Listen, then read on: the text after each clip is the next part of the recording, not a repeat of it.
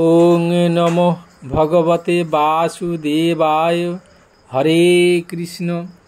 আজ আমি আমলকি একাদশী ব্রত মাহাত্ম্য পাঠ ও শ্রবণ করাবো। এই একাদশীর নাম আমলকি একাদশী। 25শে ফাল্গুন 10ই মার্চ সোমবার গৌর একাদশী অর্থাৎ আমলকি একাদশীর উপবাস। পরদিন 26শে ফাল্গুন 11ই মার্চ মঙ্গলবার পারণ ভোর 5টা 49 থেকে সকাল 8টা 16 মধ্যে। যারা আমিষ গ্রহণ করেন অথচ একাদশী করেন তারা একাদশীর আগের দিন ও পরের দিন নিরামিষ গ্রহণ করবেন। একাদশীর দিন যারা পারবেন তারা নির্জলা একাদশী করবেন, কিন্তু যারা পারবেন না তারা ফলমূল অথবা আলু, কলা, কুমড়ো, পেঁপে, বাদাম দিয়ে তরকারি প্রসাদ গ্রহণ করবে। একাদশীর মাহাত্ম্য পাঠ শ্রবণ করুন। যুধিষ্ঠির বললেন, হে কৃষ্ণ, মহাফলদাতা বিজয়া একাদশীর কথা শুনলাম, কিন্তু ফাল্গুন মাসের শুক্লপক্ষের একাদশী যে নামে বিখ্যাত তা বর্ণনা করুন।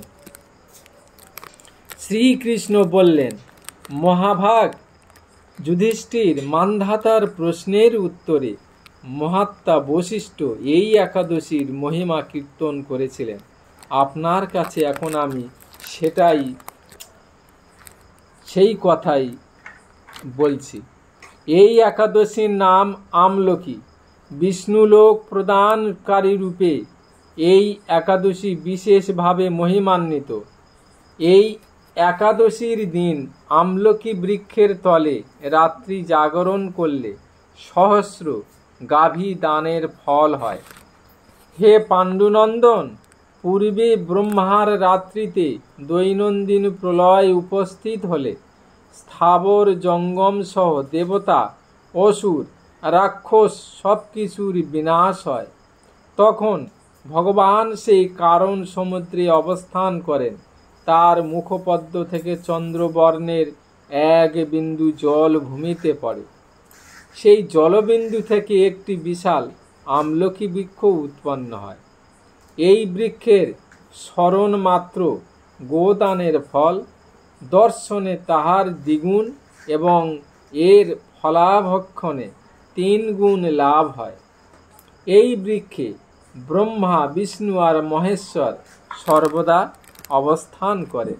এর প্রতিটি শাখা প্রশাখা ও পাতায় ঋষি, দেবতা, প্রজাপতিগণ বাস করেন। এই বৃক্ষকে সমস্ত বৃক্ষের আদি বলা হয় এবং তা পরম বৈষ্ণব রূপে বিখ্যাত। অতএব এই শ্রেষ্ঠ ব্রত সকলেরই পালনীয়। এই ব্রতের একটি অদ্ভুত ইতিহাস আপনার কাছে বর্ণনা করছি। প্রাচীনকালে বৈদিশ নামে এক প্রসিদ্ধ নগর ছিল। এই নগরে চৈত্ররথ নামে এক রাজা রাজত্ব করতেন।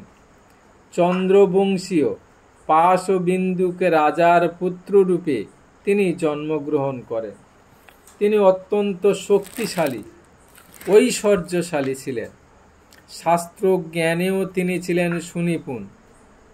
তার রাজ্যের সর্বত্রই মনোরম আনন্দপূর্ণ এক দিব্য পরিবেশ লক্ষ্য করা যেত। প্রজারা ছিলেন বিষ্ণু ভক্তি পরায়ণ, সকলেই একাদশী ব্রত পালন করতেন। তার রাজ্যে কোনো অভাব অমঙ্গল ছিল না। এইভাবে প্রজাদের নিয়ে রাজা চৈত্ররথ সুখে দিন যাপন করতে থাকেন। এক সময় ফাল্গুনী শুক্লপক্ষের দ্বাদশী যুক্ত আমলকি একাদশী তিথি সমাগত হওয়ায় রাজ্যের সকলেই এই ব্রত পালনের সংকল্প করলেন। ওই দিন প্রাতঃস্নানের পর প্রজাদের নিয়ে রাজা ভগবান শ্রী বিষ্ণুর মন্দিরে যান। সেখানে সুবাসিত জলপূর্ণ কলস, ছত্র, বস্ত্র, পাদুকা পঞ্চরত্ন ইত্যাদি দিয়ে সাজিয়ে স্থাপন করেন। তারপর ধূপ দীপ দিয়ে যত্ন সহকারে মুনি ঋষিদের দ্বারা শ্রী পরশুরাম মূর্তি সমন্বিত আমলকির পূজা করেন। হে পরশুরাম, হে রেণুকার সুখবর্ধক, হে ধাত্রী, হে পাপ বিনাশিনী আমলকি, তোমাকে প্রণাম, আমার অর্ঘ্যজল গ্রহণ করো। এইভাবে দিনে যথাবিধি পূজা স্তবস্তুতি নিত্য গীত করে রাজা ভক্তি ভরে সেই বিষ্ণু মন্দিরে রাত্রি জাগরণ করতে লাগলেন। এমন সময় দৈবযোগে একটি ব্যাধ সেখানে এসে উপস্থিত হয়।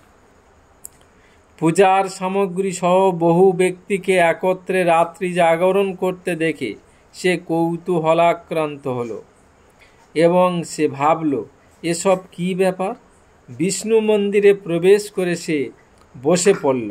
কলসের উপরে স্থাপিত বিষ্ণু মূর্তি দর্শন করল। ভগবান বিষ্ণু এবং একাদশীর মাহাত্ম্য সে মনোযোগ দিয়ে শুনল। সারাদিন ওই ব্যাধ কিছুই আহার করেনি। এইভাবে ক্ষুধায় কাতর হয়ে সেখানে সে রাত্রি জাগরণ করল। পরদিন প্রজাসহ রাজানগরের দিকে যাত্রা করলেন।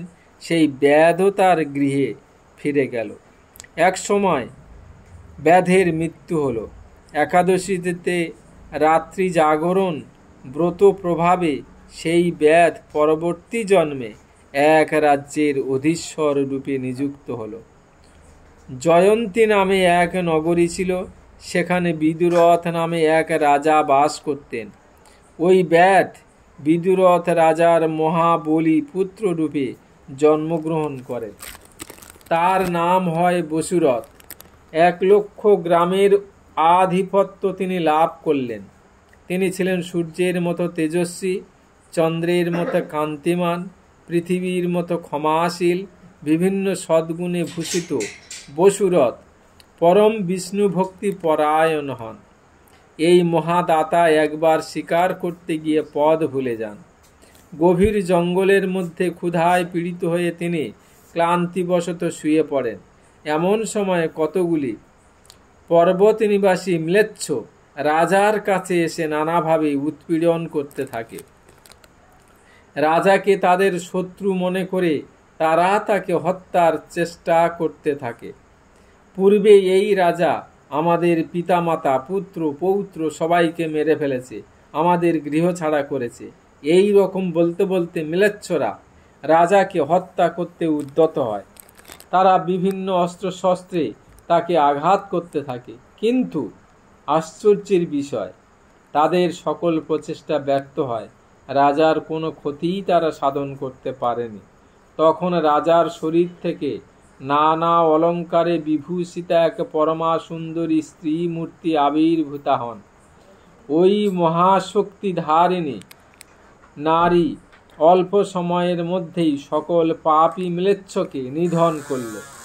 রাজার নিদ্রাভঙ্গ হল। এই ভয়ানক হত্যাকাণ্ড দেখে রাজা অত্যন্ত বিস্মিত হলেন। তিনি বলতে লাগলেন, আহা, আমার শত্রুদের হত্যা করে কে আমার প্রাণ রক্ষা করল? এমন কৃপালু কে আছে? আমি তার প্রতি আমার কৃতজ্ঞতা প্রকাশ করছি। এমন সময় দৈববাণী হল, ভগবান কেশব ব্যতীত শরণাগতকে রক্ষা করবার আর কে আছে? তিনিই শরণাগত পালক। দৈববাণী শুনে তিনি ভক্তিযুক্ত চিত্তে গৃহে ফিরে এলেন। তারপর প্রজাসহ মহাসুখে ইন্দ্রের মতো নিষ্কণ্টক রাজ্য ভোগ করতে লাগলেন। বশিষ্ঠ বললেন, হে রাজন, যে মানুষ এই পরম উত্তম আমলকি একাদশী ব্রত পালন করেন তিনি নিঃসন্দেহে বিষ্ণু লোক প্রাপ্ত হন। ওং নমো ভগবতে বাসুদেবায়। ওং নমো ভগবতে বাসুদেবায়। ওং নমো ভগবতে বাসুদেবায়।